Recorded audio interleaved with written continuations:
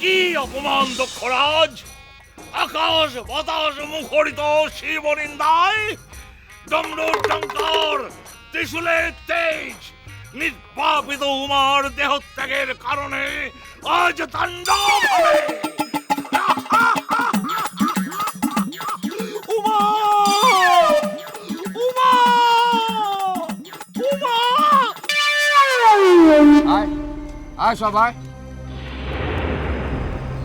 রাতুল,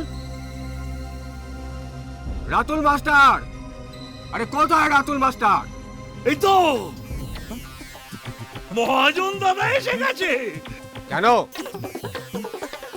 তোমার কথাই তো ভাবছিলাম আমি। বুঝলে, ওই দ্রৌপদীর বস্ত্রহরণ পালাটা সরিয়ে দিলাম। দ্রৌপদী আসলে মহিলা ছিলেন তো, তাই তার কাপড় ধরে টানাটানিটা লোকে ঠিক মেনে নিতে পারছে না। তাই ভেবেছি এবার শিব পার্বতী পালা করবো। এই বলো, আমাকে শিব সেজে কেমন লাগছে বলো?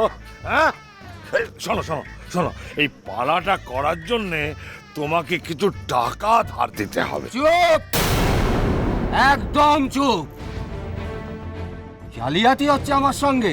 তোমাকে কিসের জন্য টাকা ধার দেবো? হ্যাঁ, এই পুরো ফ্যামিলিটা চিটিং বাজ। কি বলছো কে তুমি? কি বলছো? হ্যাঁ, এখনো পর্যন্ত সুদ দেয়নি। সুদ?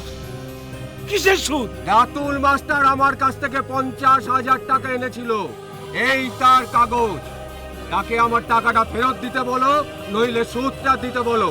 তা না হলে কিন্তু আমি এই জমি বাড়ি সমস্ত দখল করে রাখবো। কি ব্যাপার? কি হয়েছে? কি কি হয়েছে মানে?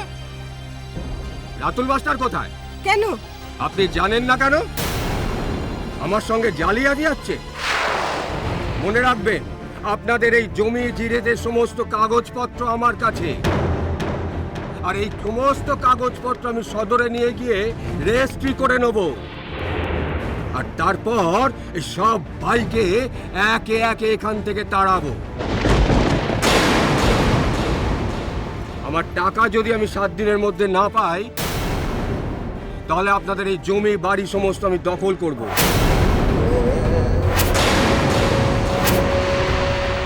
ব্রাহ্মণ বলে কিন্তু আমি রেয়াত করব না। তখনই আমি রাতুল মাস্টারকে বলেছিলাম, সুদটাই আমাদের কাছে সব, সুদটাই আমরা বেশি ভালোবাসি। সুদটা ঠিক মতো দিলে আমরা শান্তিতে থাকতাম। হ্যাঁ, দিলে না। ভেবেছিলাম ভদ্রলোকের ছেলে, জোচ্চরের ছেলে, ছোট লোকের ছেলে, জানোয়ারের ছেলে।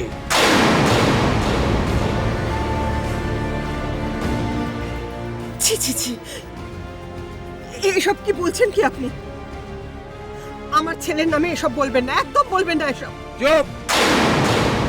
ভদ্রলোক ভেবে টাকাটা দিয়েছিলাম, আর এখন সুদ মারার চেষ্টা চলছে। হ্যাঁ, 7 দিনের মধ্যে যদি টাকাটা না পাই, তাহলে কিন্তু আমি এই ভিটেতে ঘুঘু চড়াবো বলে রাখলাম।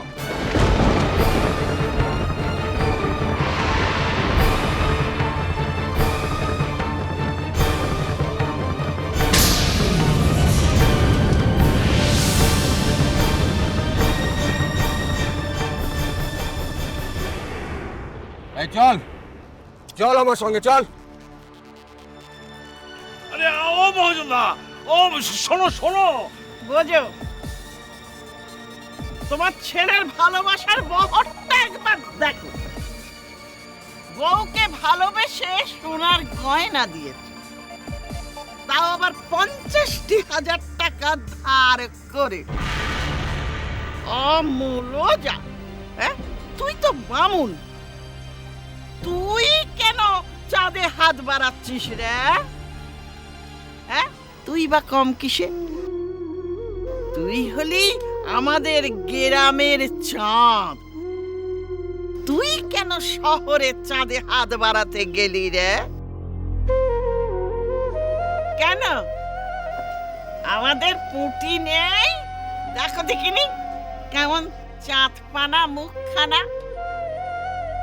কত করে বলেছিলুম পুঁটির সঙ্গে বিয়েটা দাও গো, পুঁটির সঙ্গে বিয়েটা দাও। কি গো, পুঁটির সঙ্গে বিয়েটা দেবে? অসম্ভব। তাহলে আর উপায় নেই, তোমাদের এই জমি থেকে উচ্ছেদ হতেই হবে। ভিটে মাটি সব যাবে, শেষে লোকের বাড়ি কাজ করে ফিরবে, ফুটপাতে গিয়ে শোবে।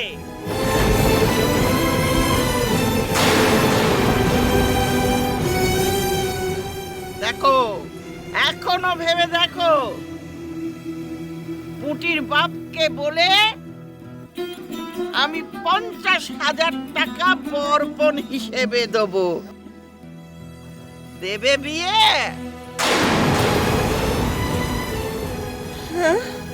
হ্যাঁ, আমি টাকা দেব, দিয়ে দাও বিয়েটা।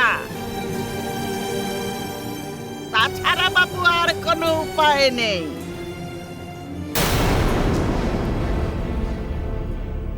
এবার তোমায় বাগে পেয়েছি বাপু।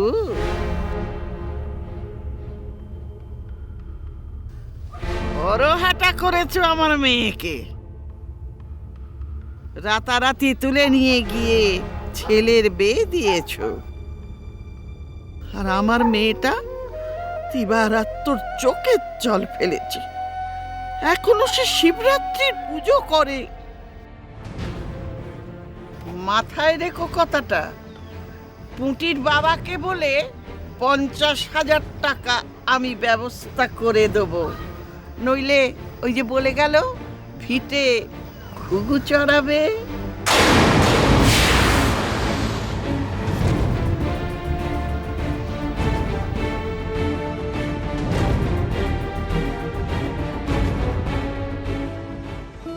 পায়েল দিদিমণি, এই না তোমার পুজোর সামগ্রী এনেছি।